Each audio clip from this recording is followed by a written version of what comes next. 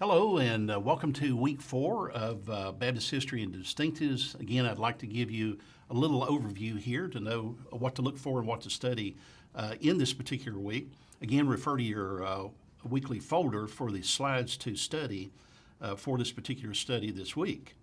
And this week, I want you to look at the struggles among the particular Baptists in England, which we touched on at the end of last week. The General Baptists went through a period of spiritual decline there in England, the first half of the 18th century, and liberalism came in among General Baptists. And I want you to study about that struggle and how God used Dan Taylor and the New Connection movement to renew General Baptists there in the mid-18th century there in England.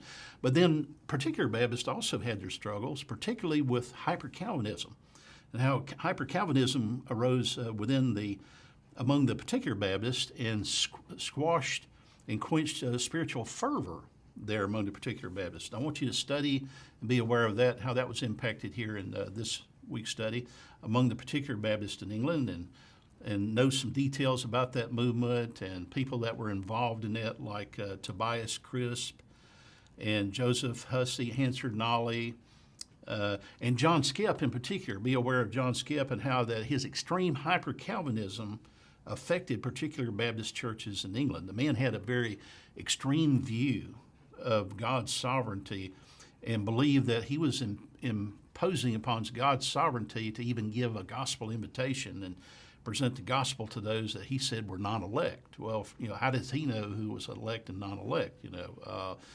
He was very extreme in his views, and it had an effect upon particular Baptists there in England of quenching spiritual fervor, particularly in the area of evangelism and in the area of missions that would come later.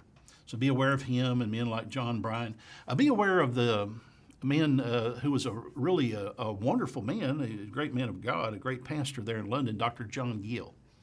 Be aware of him and his ministry there in the 18th century there in England, and his pastorate of what was called the Horsley Down Church there in England, just south of the Thames River in the area of Southwark.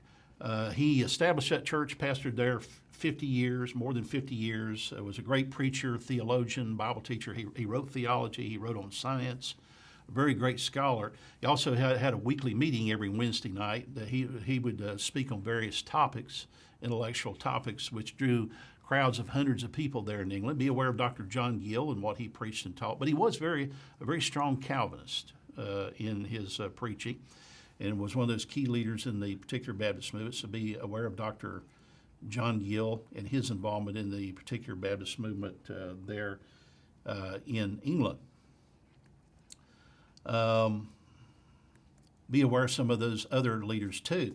And then be aware also of the rise of the modern Baptist missions movement, particularly through men like Andrew Fuller, who was a key pastor in founding the Baptist Association for Foreign Missions, the Baptist Foreign Mission Association. He was key in that. Be aware of him, what he did, his role in his involvement in the establishment of the modern Baptist missions movement.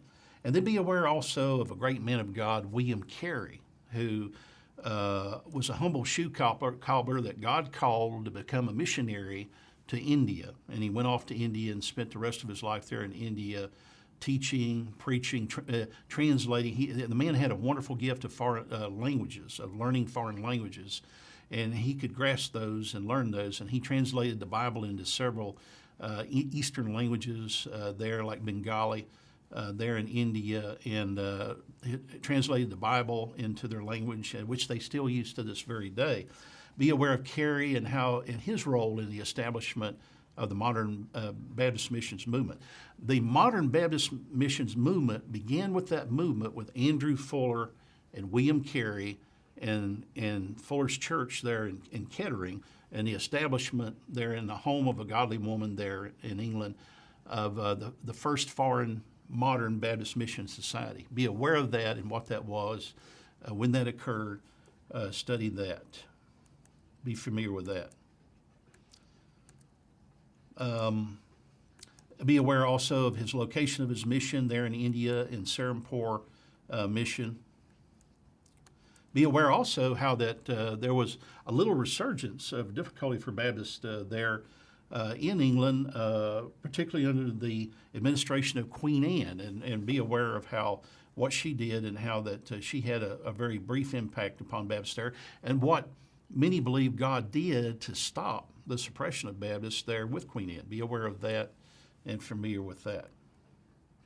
Also be aware of how that schools were formed there in England, and how God used men to establish Baptist schools such as Bristol College, which became the first Baptist college in England, and be aware of Baptists involved in education like William Fox, who actually was the pioneer of the Sunday school movement for religious instruction.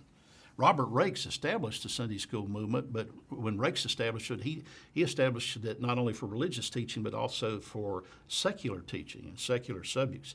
But it was Baptist William Fox that turned the focus of the Sunday school into a time of religious instruction. He was a pioneer of the Sunday school being used for William instruction, so for religious instruction. So be aware of that, and how that these early Baptists established education there in England. Be aware of men like Abraham Booth and so forth. Also be aware in this week's study of how that Baptists really grew during the 18th century, and how they grew. Be aware of how the Great Awakening affected Baptists in the 18th century and their growth, the spiritual impact that it had there. Be aware of what the Great Awakening was, the leaders of the Great Awakening, such as Theodore Frelinghuysen, Gilbert Tennant, Jonathan Edwards, and evangelist George Whitefield, great men of God. Be aware of their influence and how it impacted Baptists and contributed to the growth of Baptists in America in the first half of the 18th century. Thank you very much.